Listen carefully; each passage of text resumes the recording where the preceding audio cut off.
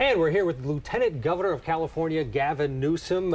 Thanks for joining us here. Good to be here. Let's start by talking guns. And your ballot initiative has enough signatures. It's going to be on the ballot in November.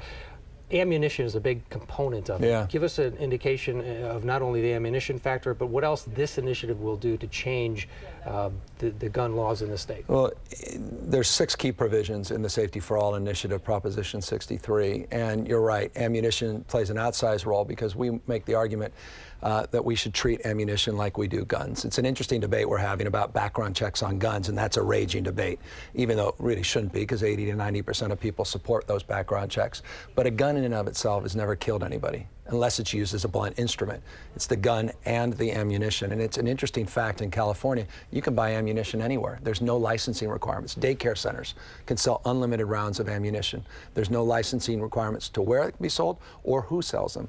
And so we want to create a regulatory framework that operates precisely like current regulations for guns. You have to get a gun shop can sell ammunition? Gun shops, you can't do it online. If you do it online, like a gun, if you try to purchase a gun online in California, you can't. It has to be sent to a gun shop so that you can get a background check. Same would be required for ammo. But there's 5 other provisions from lost and stolen gun requirements, collaboration. There's a big problem where someone loses a gun and they don't report it, and now that gun is used in a crime later. The person that had the gun lost or stolen has no culpability. Exactly right, and this is a huge issue for law enforcement. In fact, the National Police Chiefs Association years ago made this a priority. Interestingly, it's not been able to pass the California legislature, or at least the governor's office, over the last few cycles. So we'll have the ability to reconcile that and join other states that already have a lost and stolen gun provision, which, by the way, study after study bears out, makes gun owners more responsible, not just more accountable. Other provisions include a ban on magazines, large capacity magazines. The governor signed similar legislation. This would codify that, and perhaps the most significant component, a relinquishment requirement. You have tens of thousands of guns that are in the hands of convicted felons today. That's because we have a backlog, because there's no adjudication at sentencing. There's no protocol to actually get those guns away from those individuals that have been convicted. We would have the first relinquishment procedure in America. We think it's a game changer. Relinquishing guns, that plays right into the NRA's narrative that they're going to take our guns. Is that a component that could kill this in the end? Because this is something that they will obviously play off, and you're going to get a huge amount of money against this initiative. Well, it's ironic because it's exactly what the NRA preaches, which is enforce existing law. It's existing law that if you commit a violent misdemeanor or felony, seizing the guns, mentally they can convince people that they're coming to get your guns. No, I get the spin, but it's a pretty preposterous one when the law is the law, and they're talking about enforcing the law. If you are a dangerous felon, you are legally, you're not allowed to have a gun. So the point is, we should then have a process to get that gun. By the way, the public overwhelmingly, this is close to 90% of the public supports that provision of the Safety for All Act. It's common sense. This one's a no-brainer, but you're right. Look, I get the politics of it. The NRA has opposed any common sense gun safety legislation. They've opposed almost everything that's come out of the state in the last 20 years, despite the fact that we've seen a 56% decline in gun-related violence because of our gun safety laws. We know gun safety laws save lives. California's proof positive of that point. What about the fact that the legislature of Sacramento, they've sent gun laws to Jerry Brown, and they're telling you, hey, hold off on the proposition, we're handling it here. Well, they didn't, and that's the frustration I have. The reality is they weren't able to address all the issues that are in the Safety for All Act. Quite the contrary. They didn't touch the relinquishment issue. The lost and stolen guns provision was left silent. A Prop 47 cleanup that makes gun possession, illegal gun possession, a felony, not just a misdemeanor, wasn't addressed by the legislature. So we're gonna provide the opportunity for the voters to reconcile that. What's going on here, though, for someone who doesn't pay a ton of attention? There seems to be a struggle between lawmakers and you now. They're asking you to relinquish this, saying that they're taking care of it. Is this just people wanting to get credit for it? Yeah, I don't even understand what that is. I mean, if they had actually acted on our initiative, that's one thing, but they didn't, unfortunately. So the fact is, the governor vetoed a lot of gun safety bills. Some of them, by the way, are included in our initiative, where the voters are overwhelmingly, at least based on public opinion, supportive. They're going to have the opportunity to fix that. The job of Lieutenant Governor depends on the governor, like a vice president to a president. What's your relationship with Jerry Brown, and how much do you work with him? I mean, yeah, it depends on the issue, but he's been fabulous, and he's actually been very good on gun safety issues, and we've had a great dialogue about what's in our initiative, the things that where he was presented, bills that passed the legislature. But it's been, I think, a really good working relationship. That said, I have long believed that lieutenant governor and governor, and this transcends Jerry Brown and myself, should run as a ticket. The vast majority of states that I think have best practices in terms of that relationship run as a ticket. We are, as you know, independently elected. And a lot of times governors and lieutenant governors don't get along. And, you know, you've had Republican lieutenant governors. The governor leaves the state, they're acting governor, and it was the case when Jerry Brown was first governor. Mike Curb started making appointments to key positions in the governor's absence. So it's rife with pratfall, and that's why I think a good reform would be to establish a protocol where they run as a ticket. You were running for governor in '09, then dropped out of the race when you were behind. What's different now? I dropped out of the race when Jerry Brown formally announced, so it was a pretty easy decision. What's different now is if Jerry Brown had not announced, or had announced, then the polling would have shown it equal. Would you have dropped out? Likely not. Oh, no. If Jerry Brown didn't run, I was certainly going to run. That said, Jerry's done a great. In the polling. I don't even remember. That's 5 years ago. I swear to God, you're telling me it's like it's like black and white movie days. But the bottom line is, Why do you want to be governor? I've had an extraordinary experience working alongside with Jerry Brown. I think he's the most gifted governor in the United States of America. No one was more proud to be in Philadelphia last week than Governor Jerry Brown, because no one had a better message to deliver in terms of fiscal growth, in terms of low carbon green growth strategies. We've proven a lot of the doubters wrong. We've actually done some things that are the envy of the Democratic Party writ large, and California's proven you can do that and grow your economy. So Jerry Brown was the right person at the right time. I don't know that there's a more shrewd political person that exists in any office. He plays chess. A lot of us play checkers.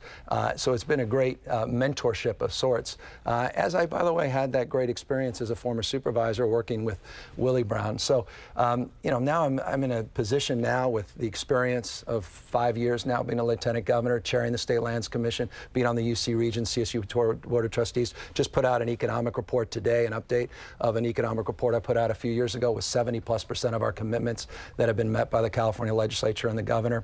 So I chair the Economic Development Commission. All these things have, I think, aided my understanding, my capacity to, I think, offer something unique in this next election. You bring up Brown and you being the mayor of San Francisco. When you were mayor, you were so young at that time, and you energized a lot of people in the city. Looking back, were you ready for that job and all the responsibilities 100%. of it? No, I absolutely was, and passionately so. And I think we had a pretty good record to demonstrate that. We won by over 70% re-election, so the voters had the opportunity to say, what are you most proud of no, during your reign as mayor? Homeless issues, passionate about them. Also my frustration now with what's going on in the city. Frankly, across the state and across the country, we have failed as a society. What's the answer to homelessness? Well, housing, that's the pattern interrupt, but it's housing and support services. There is no one answer to homelessness because everyone's unique background requires a unique approach. There's no one size fits all. So it's a complicated issue. That said, you got to be on it 24/7. You got to be passionate about it. You got to be intense about it. But at the end of the day, it's housing and supportive services to address the underlying reasons people are out in the streets and sidewalks in the first place. Including mental health. Mental health, people that are self-medicating with drug or alcohol addictions, vocational issues, physical ailments. All of these things are extenuating factors and make this issue such a difficult one. You indicate that you're unhappy with the way things are going in San Francisco. What? Yeah, I do. Well, it's pretty obvious. Anyone who drives the streets can see there's frustration, and I think it's expressed. Well, I have a lot of opinions about that, but I'm not going to, again, play in the rearview mirror, talk about what I could have, should have. I'm not going. One thing I'm not going to be is that ex-mayor. And there are a few ex-mayors out there. Willie Brown, by the way, is not one of them, or Frank Jordan or Dianne Feinstein, but some others love to talk about, what they could have, should have, would have done. I'm not going to take cheap shots at the mayor's office. But if you're governor, you're going to have to partnership. Hope that you would work with mayors, because California is the only state in America that doesn't have an interagency council to end homelessness. It's required under HUD, Housing and Urban Development. We don't have intentionality on homelessness, and I think one of the missing ingredients is California needs to partner with its city and counties. New York has a unique model. It's called the New York model, partnering with New York City. California has a lot of responsibility in this debate and discussion. We've been trying to to deal with triage and solvency. And Governor Brown's done a great job at that. I think the next iteration is a real investment into addressing the most significant manifestation of poverty, and that's homelessness, and begin to partner with intention from Sacramento in supporting cities and counties up and down the state. Donald Trump, this guy has had a lot of missteps, and 99% of any other candidate in our history would be gone. He is the Teflon Don. Anything he says doesn't seem to hurt him within his support. This is an anti-establishment candidate. Well, first of all, your take on Trump and how, considering how well he's doing when you factor in all of the things that he has said and done. Well, I remember Bill Clinton says something always resonated with me years ago when we got shellacked in the midterm elections. I can't remember, it was 15, 20 years ago, Democrats he warned. He said, given the choice, the American people always support strong and wrong versus weak and right. And it's a way of sort of explaining this sort of power dominance aggressiveness that comes out of the sureness that comes out of Donald Trump. That sells for a lot of folks. And so the challenge for the Clinton campaign is to be strong and right, not strong and wrong, as I think Donald Trump has been over and over and over again. But you're right, he's graded on the curve, and he's given a different set of standards in terms of things he says and how he conducts himself. That said, I think the gig's up. I think the reality is the last couple of days, the last few weeks, he's really shown himself to be completely bankrupt in terms of values and ideology, and his attacks now, I think, are becoming so problematic, not just for Democrats in terms of their opposition to him, but even within his own party, they're not going to put up with him anymore. See, Meg Whitman is now on the Clinton campaign, basically donating money. The one thing that Trump has done is brought out people that were sitting on the sidelines, though, and they are passionate about his message of being an outsider. Yeah, well, and they, you know, frankly, it played to what we played in 1994. It's a golden oldie. California lived through this. In the 1990s, early 1990s, you had 3 strikes. We got rid of affirmative action at the UC system. That xenophobia, the isolationism, the nativism was alive and well, and it was the beginning of the end of the Republican Party. Prop 187, Pete Wilson. They were dead man walking as it relates to a party. And that's exactly what's happening if the Republican Party walks off the cliff with Donald Trump today. This rhetoric is divisive, this rhetoric's un-American, and the party is in real peril if they allow themselves to be attached to this person in any meaningful way. California's a cautionary tale. Schwarzenegger was an outsider, came in and used a lot of verbiage to blow everything up.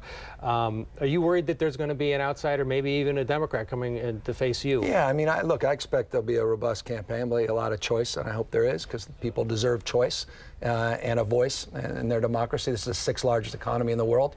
I expect you should have a lot of choices and a lot of candidates. There'll be pop-up candidates, there'll be celebrity candidates, there'll be self-funding billionaire candidates, there'll be folks that are more traditional candidates. But the good thing for me is I don't have to convince people that know me that I'm not willing to be a disruptor. I'm someone who will stand on principle. I'll fight for the things I believe in. I'll call out my own party when it's necessary, as we did on same-sex marriage, as I'm doing on aspects of the war on drugs today. On a lot of issues, I'm willing to lean in and step in.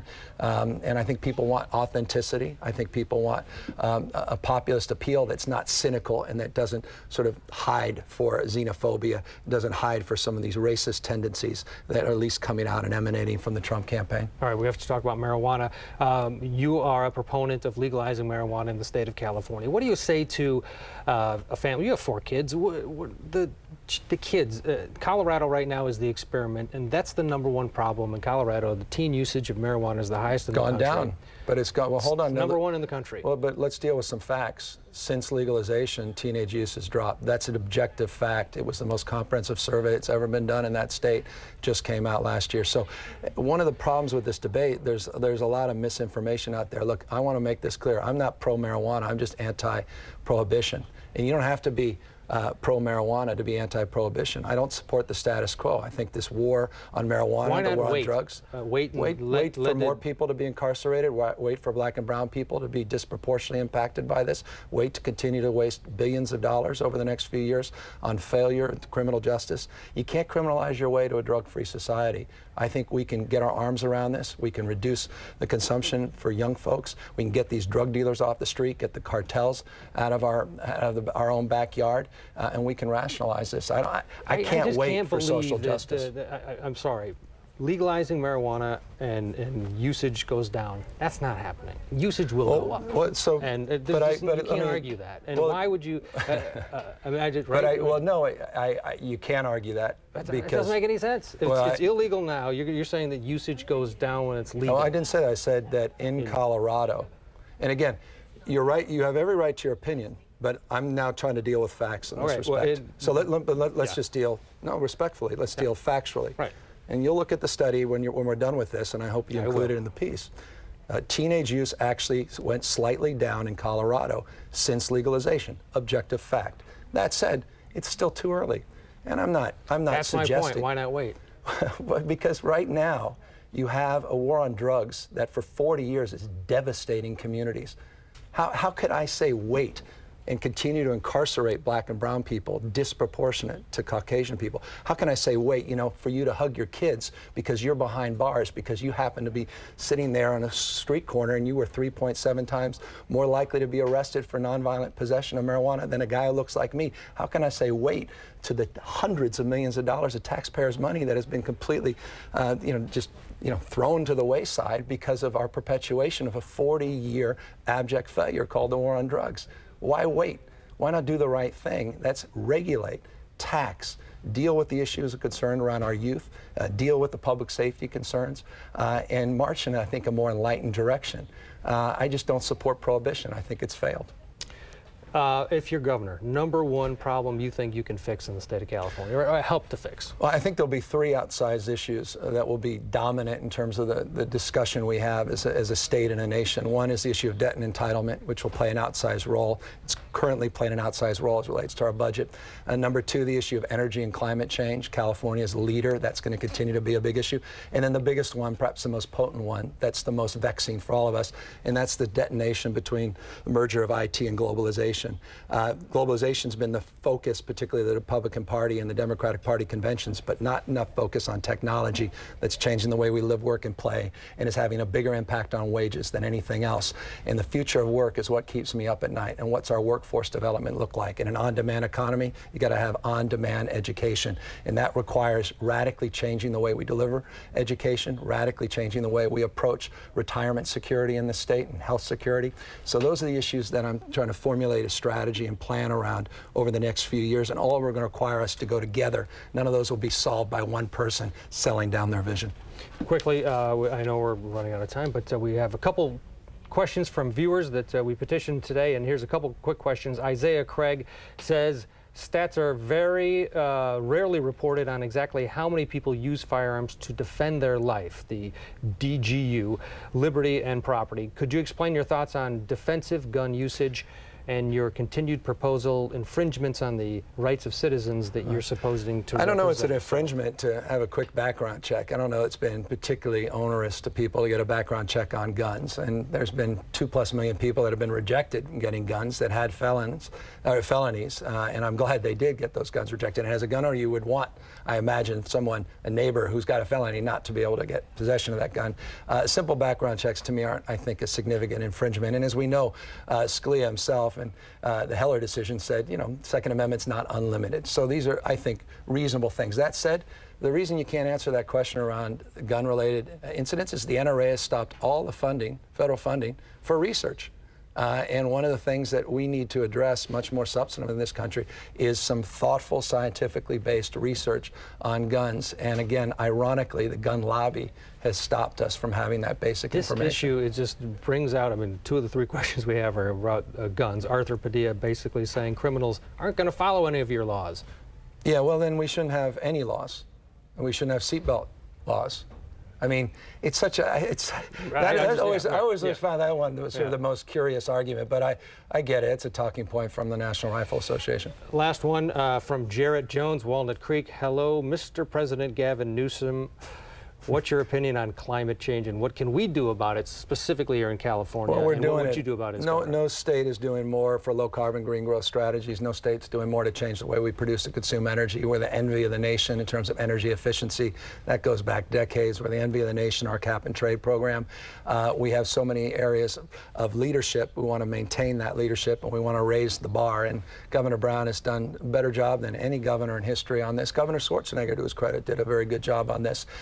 we want to keep that momentum up, and we want to prove by example, by the power of emulation, that you can grow your economy and reduce your greenhouse gas emissions, which remains the outstanding point of skepticism, particularly from people on the right that just don't believe that. California can prove that, and we must maintain that leadership. We were watching you at the DNC, and somebody here bellowed out, he's going to run for president someday. Not a chance. I have zero interest in that. I honestly care deeply about a state where I've had the privilege of growing up in, but I will say this about California. It's a nation state. It's a $2.4 trillion a year economy, and what we can do here is pretty profound and significant. We don't need to wait for a guy or gal on the white horse to come save the day in D.C. And I would argue it's paralysis, D.C., contrasted by rebirth, California. Something special is happening out here. All right, Gavin Newsom, Lieutenant Governor of California. Thank you. Thanks for having me. Appreciate you coming in. Appreciate it. We'll be right back.